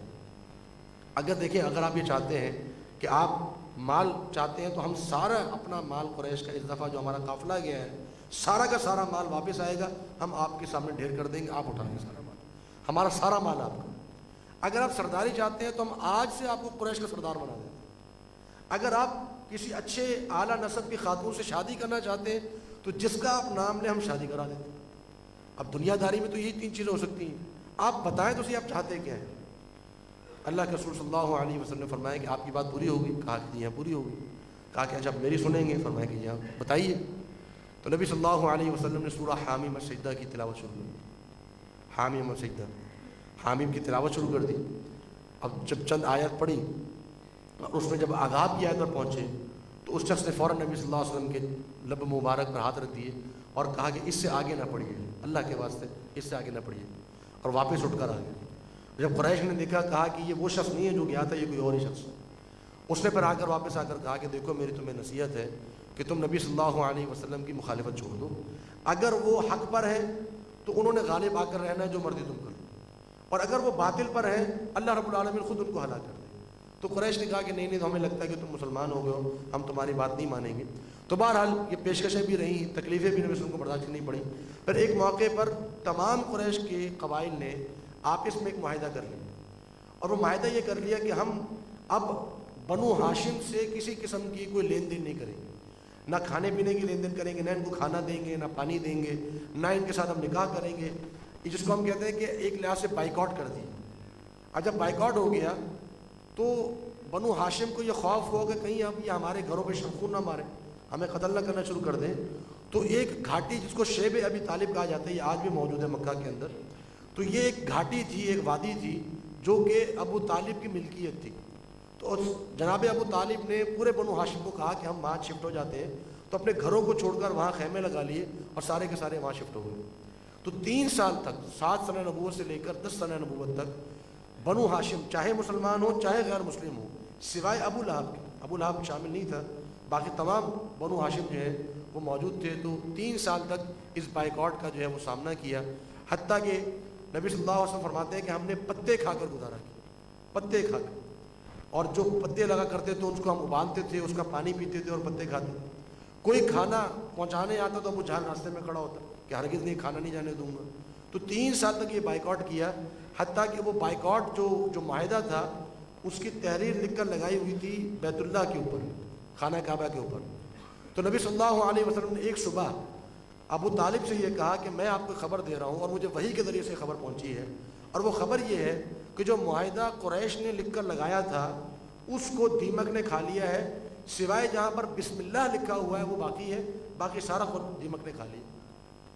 تو ابو طالب جو ہے وہ بیت اللہ میں تشریف لائے اور آ کر ابو جہل سے اور بھی سرداران بیٹھے ہوئے تھے اور کہا کہ دیکھو میں تمہیں ایک بات کہتا ہوں، مجھے بھتیجے نے آج یہ بات بتائی ہے کہ اللہ رب العالمین کے حکم سے جو معاہدہ تم نے ہمارے بائیکاٹ کا کیا تھا وہ دیمک نے کھا لیا ہے، سوائے اللہ کے نام کے۔ تو ابو جہل نے یہ کہا کہ اگر ایسی بات ہوئی تو آج سے یہ بائیکاٹ ختم، اگر ایسی یہ بات ہوئی تو آج سے بائیکاٹ ختم۔ تو جب جا کر دیکھا گیا تو واقعہ اللہ رب العالمین کے حکم سے وہ سارا معاہدہ دیمک نے کھا لیا تھا، اور جہاں اللہ کا نام لکھا ہوا تھا وہ محفوظ تھا۔ تو پھر وہ بائیکاٹ قریش کی طرف سے ختم ہوا، اور یہ 3 سال کا عرصہ جو ہے نبی صلی اللہ علیہ وسلم نے اور نبی صلی اللہ علیہ وسلم کے خاندان نے بڑی مشقت میں گزارے، اور پھر بڑی تان و تشنی کا سامنا۔ کبھی کہتے ہیں ان ھذا الا سحر مبین، یہ تو جادوگر ہے، یہ تو جادو کرتا ہے لوگوں کے اوپر۔ کبھی کہتے ہیں کہ کاہن ہے، کبھی کہتے ہیں کہ پاگل ہے، مجنون ہے، مختلف قسم کے تانے، مختلف قسم کے جو ہے وہ الزامات۔ کبھی کہتے ہیں کہ یہ شاعر ہے، ہم یقولون شاعر، کبھی کہتے ہیں کہ یہ شاعر ہے، اور کبھی کہتے ہیں کہ انما یعلمہ بشر، کہ اس پر وحی نہیں آتی، اس کو کوئی آدمی سکھا کر جاتا ہے، یہ کوئی آدمی ہے جو اس کو نبی صلی اللہ علیہ وسلم کو جو قرآن مجید سکھا کر جاتا ہے۔ کبھی کہتے ہیں کہ ان ھذا الا اساطیر الاولین، یہ تو گزشتہ لوگوں کی کہانیاں ہیں۔ کبھی کہتے ہیں کہ لا تسمعوا لهذا القرآن والغوا فیہ لعلکم تغلبون، کہ جب بھی قرآن مجید کی تلاوت ہو تو خاموشی سے نہ سننا، خوب شور کرنا اس کے اندر تاکہ دوسروں تک آواز نہ پہنچے۔ تو مختلف طریقوں سے، مختلف حیل و بہانوں سے نبی صلی اللہ علیہ وسلم کے خلاف ایک مخالفت کا بازار سرگرم کیا ہوا تھا۔ یہ مختصر ایک تذکرہ ہے جو نبی صلی اللہ علیہ وسلم کو جس مخالفت کا سامنا تھا۔ بہرحال اس کے بعد پھر 10 سنہ نبوت کا ایک سال تھا جس کو ہم اسلامی تاریخ میں غم کا سال کہتے ہیں، عام الحزن۔ غم کا سال اس کو ہم اس لیے کہتے ہیں کیونکہ اس میں سیدہ خدیجہ رضی اللہ تعالیٰ عنہ کی وفات ہوئی، اور اسی سال 10 سنہ نبوت میں جناب ابو طالب بھی وفات پا۔ اور نبی صلی اللہ علیہ وسلم کو یہی 2 افراد تھے جن کی بہت ایک نبی صلی اللہ علیہ وسلم کو ایک حوصلہ ملا ہوا تھا، ایک سہارا ملا ہوا تھا، سیدہ خدیجہ رضی اللہ تعالیٰ عنہ کی وجہ سے اور جناب ابو طالب کی وجہ سے۔ اور نبی صلی اللہ علیہ وسلم اس سال انتہائی غمگین رہے، آپ صلی اللہ علیہ وسلم، کیونکہ قریش اسلام نہیں لا رہے تھے، اوپر سے جو یہ سہارا دینے والے افراد تھے، یہ بھی فوت ہو گئے، جناب ابو طالب بھی فوت ہو گئے، جو محبوب ترین بیوی تھی سیدہ خدیجہ رضی اللہ تعالیٰ عنہ وہ بھی وفات پا گئی، بیٹیاں چھوٹی ہیں، اب گھر کے بھی معاملات ہیں، اور ایک بیٹی جس کا نکاح ہوا تھا ابو لہب کے بیٹے سے، اس کو جو ہے وہ ویسی طلاق ہو چکی تھی۔ تو یہ معاملہ چل رہے تھے، سیدہ رقیہ ان کو طلاق ہو چکی تھی، جو کہ ابو جہل کے بیٹے سے جن کا پہلے نکاح ہوا تھا نبوت سے پہلے۔ تو یہ معاملات نبی صلی اللہ علیہ وسلم کے کمر توڑ دینے والے معاملات تھے، بہت آپ صلی اللہ علیہ وسلم اس سال غمگین رہے۔ اسی وجہ سے آپ صلی اللہ علیہ وسلم نے یہ طے کیا کہ اب میں مکہ سے نکل کر باہر سفر کروں، کسی اور علاقے میں جاؤں اور ان کو جا کر میں جو ہے وہ تبلیغ کروں۔ تو طائف کا سفر کیا نبی صلی اللہ علیہ وسلم، مکہ سے نکل کر، مکہ کے قریب ہے یہ طائف، کچھ کلومیٹر کے فاصلے پر ہے۔ طائف گئے، وہاں ثقیف، بنو ثقیف وہاں پر آباد ہے۔ تو نبی صلی اللہ علیہ وسلم اس امید سے گئے تھے کہ شاید یہ لوگ نہیں مان رہے تو شاید یہ لوگ مان رہے، لیکن نبی صلی اللہ علیہ وسلم کو مکہ سے زیادہ مخالفت کا سامنا کرنا پڑا طائف، اور نبی صلی اللہ علیہ وسلم کو انہوں نے تانے بھی مارے، اور پھر اوباش نوجوان بدماش ان کے پیچھے لگا دیے جنہوں نے اتنے پتھر مارے کہ نبی صلی اللہ علیہ وسلم کے جوتے مبارک خون سے بھر گئے، اور آپ صلی اللہ علیہ وسلم جو ہے وہ گرتے پڑتے، ایک باغ تھا جہاں آپ صلی اللہ علیہ وسلم سستانے کے لیے کچھ وقت کے لیے ٹھہرے تھے، اور یہ وہ مسجد ہے جو اس باغ پر اس جگہ پر تعمیر کی گئی ہے جہاں آپ صلی اللہ علیہ وسلم آرام کرنے کے لیے ٹھہرے تھے۔ تو اس مقام پر آپ صلی اللہ علیہ وسلم نے تھوڑی دیر آرام کیا، اور اسی مقام پر وہ پہاڑوں کا فرشتہ نازل ہوا۔ جبریل علیہ السلام اس فرشتے کو لے کر آئے اور کہا کہ یہ پہاڑوں کا فرشتہ ہے، یہ آپ سے کچھ کہنا چاہتا ہے۔ تو اس پہاڑوں کے فرشتے نے کہا کہ اللہ کے رسول صلی اللہ علیہ وسلم اگر آپ ہمیں حکم دیں تو ہم اس قوم کو جنہوں نے آپ کے ساتھ یہ سلوک کیا ہے، ہم اس قوم کو دو پہاڑوں کے درمیان مسل کے رکھ دیں۔ طائف جو ہے یہ پہاڑوں کے درمیان ایک وادی کا نام، تو فرمایا کہ آپ حکم دیں تو ہم ان کو دو پہاڑوں کے درمیان مسل کر رکھ دیں۔ فرمایا کہ نہیں، نبی صلی اللہ علیہ وسلم فرمایا کہ نہیں، مجھے امید ہے کہ اگر یہ لوگ نہ صحیح تو ان کی اولاد ضرور مسلمان ہوں۔ پھر آپ صلی اللہ علیہ وسلم نے یہ دعا فرمائی، اللہم اہد قومی فانہم لا یعلمون، اے اللہ میری قوم کو ہدایت دے، پس بے شک یہ لوگ نہیں جانتے۔ آپ صلی اللہ علیہ وسلم طائف کے سفر سے بھی جو ہے وہ مایوسی کے عالم میں واپس آئے، مکہ تشریف لا رہے تھے کہ مکہ سے باہر ایک مقام ہے جو کہ جہاں پر نبی صلی اللہ علیہ نصیبین کا مقام ہے، جہاں پر نبی صلی اللہ علیہ وسلم سے جنات نے ملاقات۔ آپ صلی اللہ علیہ وسلم تہجد کی نماز پڑھ رہے تھے، اور اس مقام پر آپ صلی اللہ علیہ وسلم نے بلند آواز سے قرآن مجید کی تلاوت کی، تو جنات نے سنا، اور جنات نے سننے کے بعد انہوں نے اسلام قبول کیا، جس واقعے کا تذکرہ اللہ رب العالمین نے سورہ الجن میں بیان کیا ہے۔ قل اوحی الی انہ استمع نفر من الجن فقالوا انا سمعنا قرآنا عجبا، آپ فرما دیجئے کہ مجھے وحی کے ذریعے بتایا گیا ہے کہ جن کی ایک جماعت نے قرآن مجید کو سنا، اور انہوں نے کہا کہ بے شک ہم نے تو بڑا عجیب قرآن سنا ہے، اور پھر پورا واقعہ جو ان کی گفتگو ہے وہ اللہ رب العالمین نے سورۃ الجن میں ذکر فرمائی ہے۔ جب جنہوں نے اسلام قبول کر لیا کہ تو وہ دوبارہ واپس آئے اور نبی صلی اللہ علیہ وسلم سے اسلام کے احکامات سیکھے، تو اللہ کے رسول صلی اللہ علیہ وسلم نے جس مقام پر ان سے ملاقات کی، یہ مسجد الجن وہیں پر آج یہ تعمیر ہے، یہ مکہ کے اندر اب شامل ہو چکی ہے۔ تو یہاں پر آپ صلی اللہ علیہ وسلم نے ان کو دعوت دی۔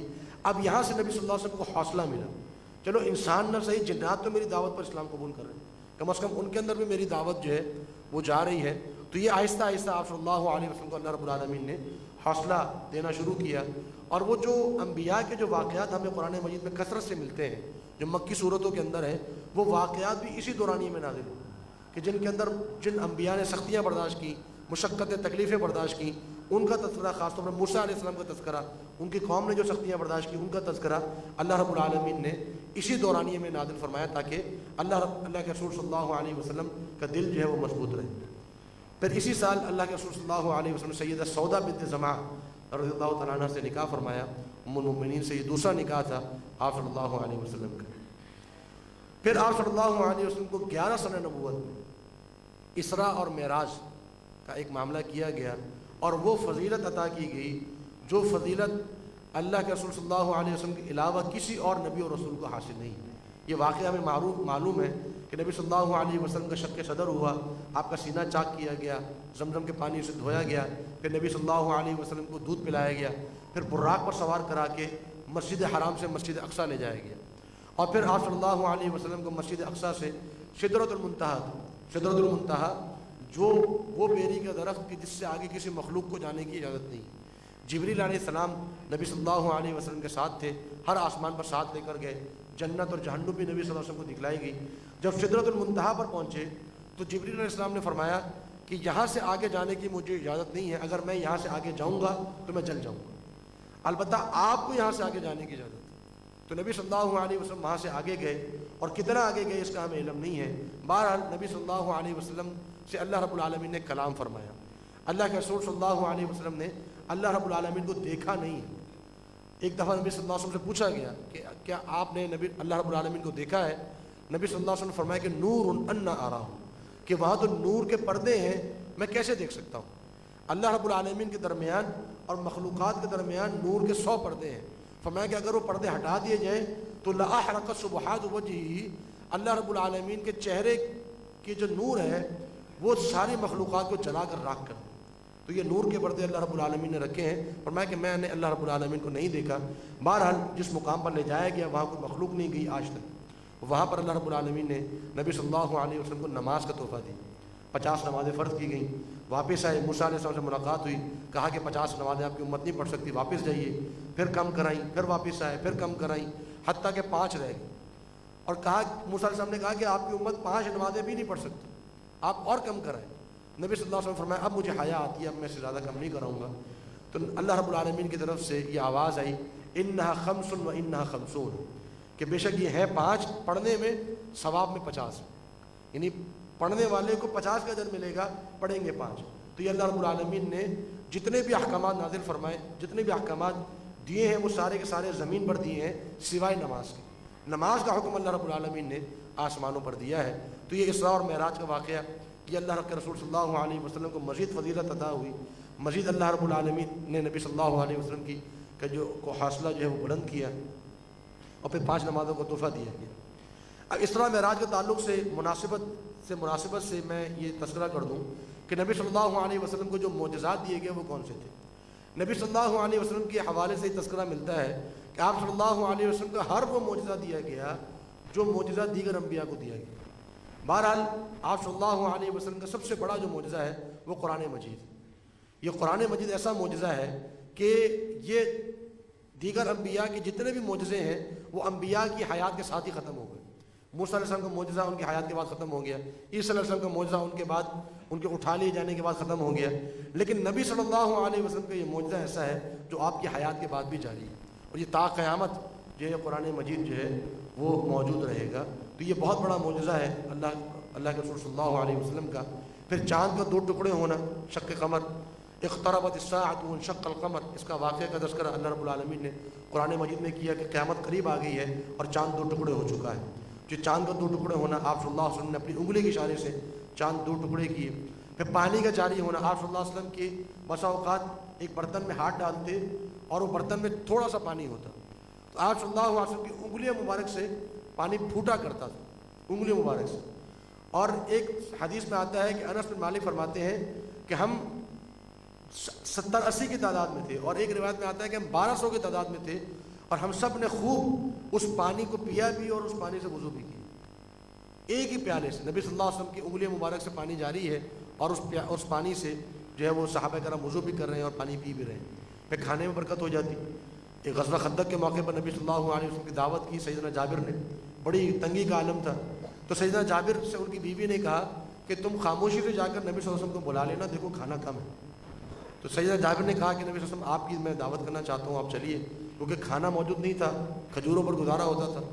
تو نبی صلی اللہ علیہ وسلم نے جب یہ سنا تو سارے صحابہ کرام کو تقریباً 400-500 کی تعداد تھی، سب سے کہا آؤ بھائی آؤ، جابر نے دعوت کی ہے کھانے کی۔ اب گھر تشریف لے گئے۔ اب جب 400-500 کی تعداد بیوی نے دیکھی تو جابر سے کہنے لگی کہ یہ تم نے کیا بیوقوفی کی ہے، کھانا 4 آدمیوں کا بلا کے تم 400 کو لے آئے ہو۔ کہا کہ میں نے 4 کی دعوت کی تھی، نبی صلی اللہ علیہ وسلم نے 400 کو بلایا ہے، کچھ سوچ سمجھ کے بلایا ہو۔ تو نبی صلی اللہ علیہ وسلم نے سیدنا جابر سے یہ کہا کہ اپنی بیوی سے یہ کہہ دو کہ روٹیاں پکا کر جس میں رکھ رہی ہے، جو آٹے کے اوپر جو چادر دی ہوئی ہے اس کو نہ اٹھائے، آٹا نکالے گوندھ کر وہ پیڑے بنا کر اس کی روٹیاں بناتی رہے، آٹے سے کپڑا نہ اٹھائے، اور جو دیگچی ہے اس پر اس برتن سے ڈھکن نہ اٹھائے۔ تو وہ دیگچی اپنے پاس رکھ لی، سارا نکال کر دیتے رہے نبی صلی اللہ علیہ وسلم، اور وہ ان کی جو زوجہ تھیں اور ایک دو اور خواتین آ گئیں، وہ تندور میں روٹیاں لگا لگا کر دیتی رہی، 400 افراد نے کھانا کھایا۔ نبی صلی اللہ علیہ وسلم نے اپنا لعاب مبارک آٹے میں ڈالا تھا اور لعاب مبارک جو ہے وہ کھانے میں ڈالا تھا، تو 400 افراد کو وہ کھانا پورا ہو گیا۔ اسی طرح لعاب مبارک سے شفا مل جاتی۔ بہت سے صحابہ کرام جن کو سیدنا ابوبکر صدیق رضی اللہ عنہ کو بچھو نے ڈس لیا، لعاب مبارک لگایا، شفا مل گئی۔ سیدنا علی رضی اللہ عنہ کی آنکھ سوج چکی تھی، وہاں لعاب مبارک لگایا، شفا مل گئی۔ یہ بھی معجزہ تھا نبی صلی اللہ علیہ وسلم کا۔ پھر کنکریاں تسبیح کیا کرتی تھی۔ سیدنا عبداللہ بن مسعود رضی اللہ عنہ فرماتے ہیں کہ ہم نبی صلی اللہ علیہ وسلم کے ساتھ بیٹھے ہوتے کھانے کے اوپر، تو کھانے کے لقمے سے سبحان اللہ کی آوازیں آتی، اور کنکریوں سے ہمیں سبحان اللہ کی آوازیں آتی۔ تو یہ بھی نبی صلی اللہ علیہ وسلم کا معجزہ ہے۔ یہ اہم ترین معجزے ہیں۔ ویسے علماء نے تقریباً 1000 معجزے ذکر کیے ہیں نبی صلی اللہ علیہ وسلم، لیکن وہ واقعات کی صورت میں ہے۔ اگر جمع کیا جائے تو واقعات کی نوعیت یا اقسام یہی بنتی ہے۔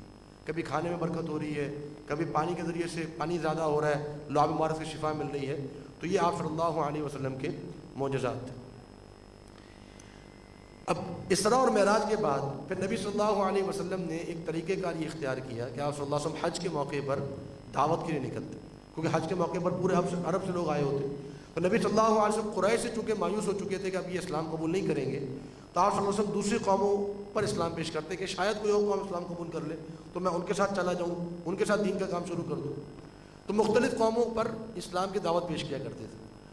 تو اسی دوران میں ایک موقع پر نبی صلی اللہ علیہ وسلم چند لوگوں کے پاس پہنچے۔ اوس و خزرج کے چند نوجوان آئے ہوئے تھے، ان میں سیدنا جابر رضی اللہ تعالیٰ عنہ، سیدنا سعد بن معاذ رضی اللہ تعالیٰ عنہ اور دیگر کچھ صحابہ کرام تھے جو آئے ہوئے تھے۔ ان سے نبی صلی اللہ علیہ وسلم نے کہا کہ آپ مجھے بھلے نوجوان لگ رہے ہیں، تو کیا میں آپ سے چند باتیں کر سکتا ہوں؟ تو ان نوجوانوں نے کہا کہ بالکل، آپ بیٹھے تشریف رکھیے، آپ شریف آدمی معلوم ہوتے ہیں۔ نبی صلی اللہ علیہ وسلم بیٹھے، تشریف رکھا، اور وہاں پر پھر نبی صلی اللہ علیہ وسلم نے اپنی دعوت پیش کی کہ میں اللہ کا رسول ہوں اور مجھے بھیجا گیا ہے، یہ میرا قرآن ہے۔ پھر نبی صلی اللہ علیہ وسلم نے چند آیات تلاوت کی۔ تو یہ جو اوس و خزرج کے جو لوگ تھے یہ آئے ہوئے تھے، اور اس سے پہلے یعنی 2-3 سال، 1-8 سال پہلے ان کے درمیان، اوس و خزرج 2 بڑے قبائل تھے مدینہ کے، ان کے درمیان کچھ 40 سال سے جنگ جاری تھی، جنگ بعاث جس کو کہتے ہیں۔ بہت طویل جنگ چلتی رہی اوس و خزرج کے درمیان، ان کے سینکڑوں نوجوان مارے گئے، بستیوں کی بستیاں اجڑ گئیں، خاندان کے خاندان تباہ ہو گئے۔ اب یہ لوگ چاہتے تھے کہ یہ کسی طرح یہ معاملات ختم ہو، اور جنگ کی آگ بھڑکانے والے وہ یہودیوں کے قبائل تھے جو اپنا اسلحہ بیچتے تھے، سود پر قرضہ بھی دیتے تھے، اسلحہ بھی بیچتے تھے، تو وہ جنگ کی آگ بھڑکاتے تھے۔ اب یہ لوگ چاہتے تھے کہ کسی طرح یہ جنگ ختم ہو۔ تو یہ چند نوجوان وہاں بیٹھے ہوئے تھے، انہوں نے کہا کہ یہ تو وہی نبی معلوم ہوتے ہیں جن نبی کا تذکرہ یہودی کیا کرتے تھے۔ یہودی کہا کرتے تھے کہ ان قریب ایک نبی آنے والا ہے، جب وہ نبی آئے گا تو ہم تمہارا ستیہ ناش کر دیں گے، تمہیں ہم نیست و نابود کر دیں گے، اور پوری دنیا پر ہماری حکومت ہو۔ یہودی کہا کرتے تھے ان سے۔ تو ان لوگوں نے کہا کہ یہ تو وہی نبی معلوم ہوتا ہے، اور فوراً اسلام قبول کر لیا۔ تو یہ وہ چند نوجوان تھے جنہوں نے، جو مدینہ کے تھے، اور انہوں نے سب سے پہلے اسلام قبول کیا، اور نبی صلی اللہ علیہ وسلم نے ان سے بیعت کی، جس کو بیعت عقبہ کہتے ہیں۔ جو افراد حج پر گئے ہوں انہوں نے دیکھا ہوگا کہ جمرات کے پل کے پاس ایک چھوٹی سی مسجد موجود ہے، اس کے آس پاس جو ہے وہ ایک جالا لگایا گیا ہے، اندر جانے کی اجازت کبھی کبھار ہی ہوتی ہے۔ تو یہ مسجد بیعت عقبہ ہے، عقبہ ہے۔ عقبہ جو ہے اصل میں کہتے ہیں گھاٹی کو، پہاڑوں کے درمیان ایک چھوٹا دشوار گزار ایک راستہ ہوتا ہے، اس کو عقبہ کہتے ہیں۔ تو یہ بیعت عقبہ اس کو اس لیے کہتے ہیں کیونکہ نبی صلی اللہ علیہ وسلم نے یہاں پر بیٹھ کر خفیہ انداز سے ان سے بیعت لی تھی اسلام کے اوپر۔ اور یہ مسجد اسی جگہ تعمیر کی گئی تھی، بعد میں کسی وقتوں میں تعمیر کی گئی تھی، اور یہ پھر پہاڑ کے اندر آ گئی تھی۔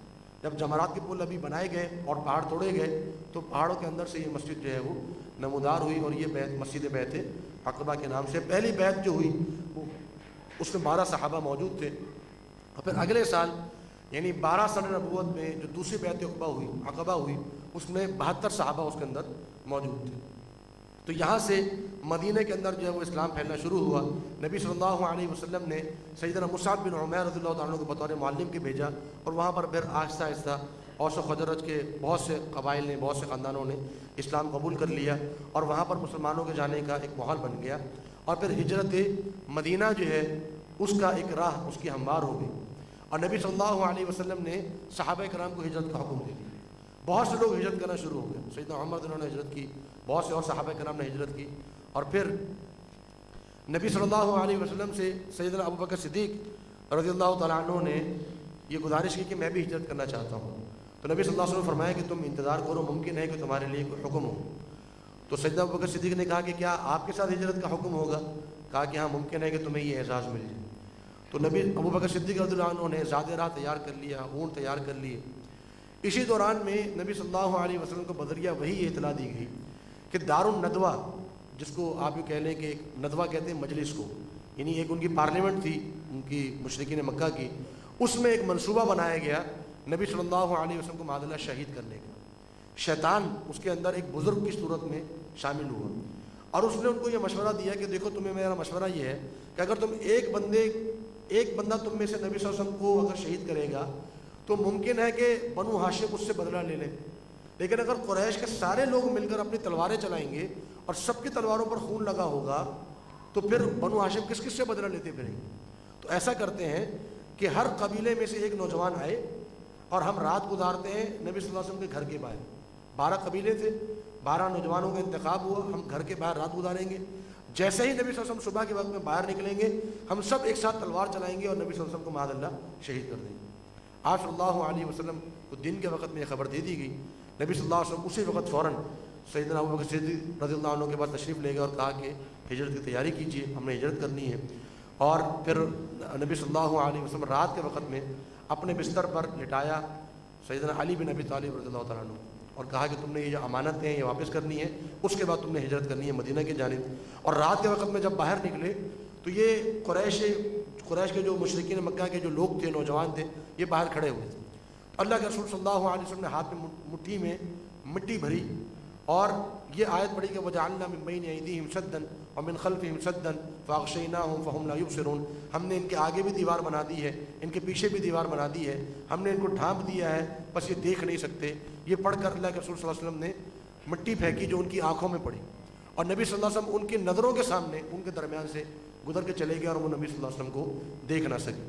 اور آپ صلی اللہ علیہ وسلم نے اپنے یار غار کے ساتھ سیدنا ابوبکر صدیق رضی اللہ عنہ کے ساتھ مدینہ کی جانب 1 ربیع الاول کو آپ صلی اللہ علیہ وسلم روانہ ہوئے ہجرت کے لیے۔ جب پہاڑ کی چوٹی پر پہنچے اور وہاں سے مکہ کو دیکھا تو کہا کہ اے مکہ، تو مجھے دنیا کی تمام بستیوں میں سب سے زیادہ محبوب، اور اگر آج مجھے قریش مجبور نہ کرتے یہاں سے نکلنے پر میں کبھی بھی تجھے چھوڑ کر نہ جاتا۔ یہ ایک حسرت بھری ایک آواز تھی جو نبی صلی اللہ علیہ وسلم کی جو ہے وہ زبان مبارک سے نکلی۔